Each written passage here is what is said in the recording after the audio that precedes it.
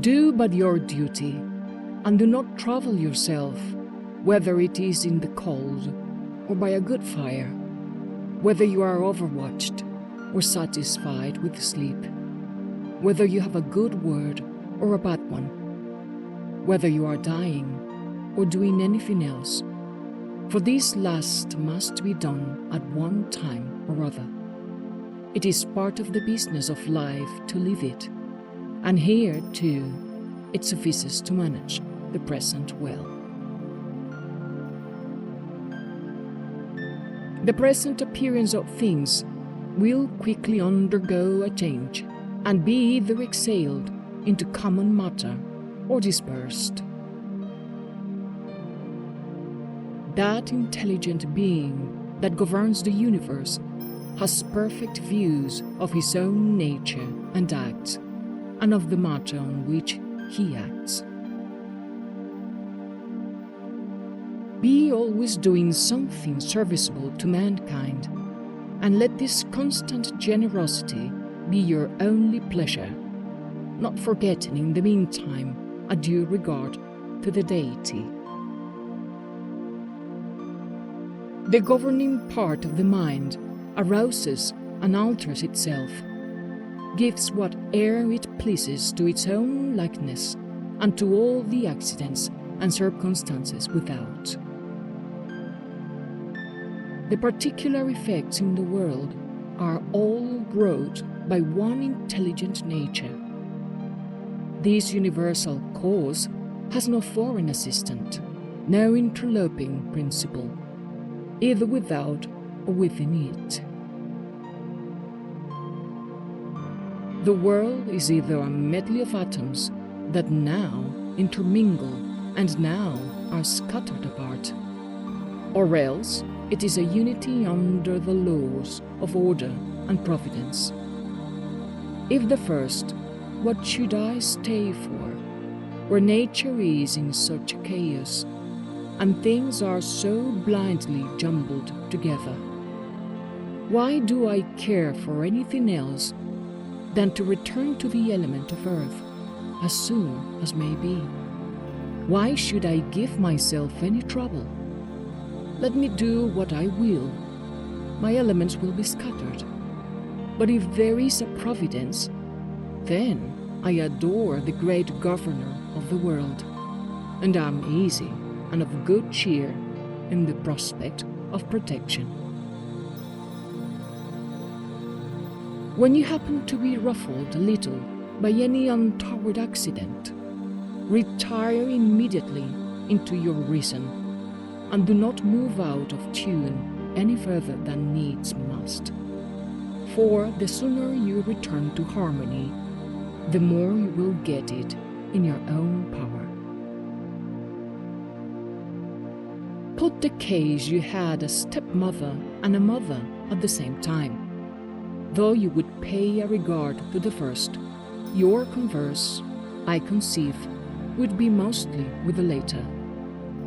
Let the court and philosophy represent these two relations to you. Apply frequently to this last, and seek your refreshment with her. For it is a life of virtue and philosophy which makes life at court tolerable to you, and you yourself tolerable. The inclination of the generality may be reduced to these heads. Some people are little enough to be attracted by things in the state of bare existence or vegetation, as with stones, wood, figs, grapes, olives, and such like.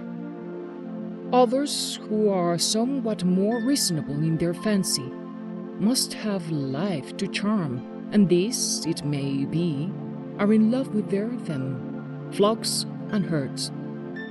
A third sort, better furnished than the former, admire nothing beneath the rational soul, and this not as a whole, but as it were their pride themselves in slaves, possessed of some skill, part, or industry.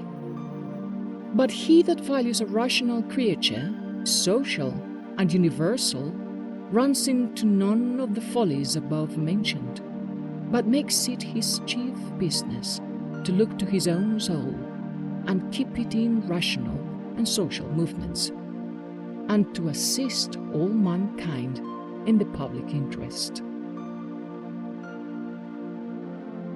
The elements either press upwards or fall downwards, or else run round in a circle. But virtue has none of these motions. She is of a nobler kind. Her progress in regular thoughts is somewhat unintelligible, but always prosperous.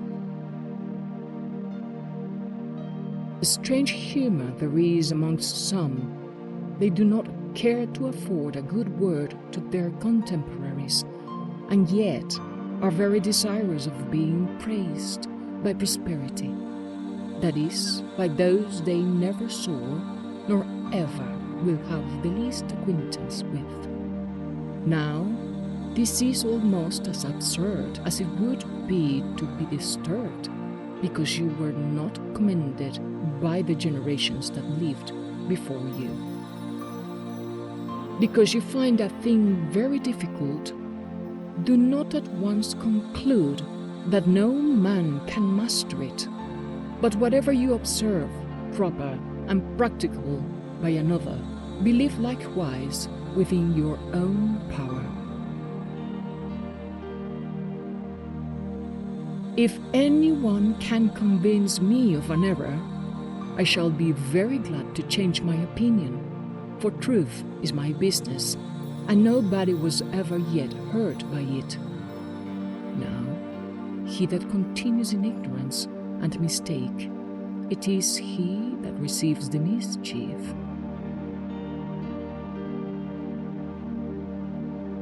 I do my duty, that is enough. As for other things, I shall never be disturbed about them, for they are either without a life or without reason, or they have lost their way and cannot find it. What abundance of motions there are in the body! What abundance of thoughts in the mind at the same time! He that considers these will not wonder so much that infinitely more productions, nay, rather, all that are, should exist together in that giant whole we call the universe.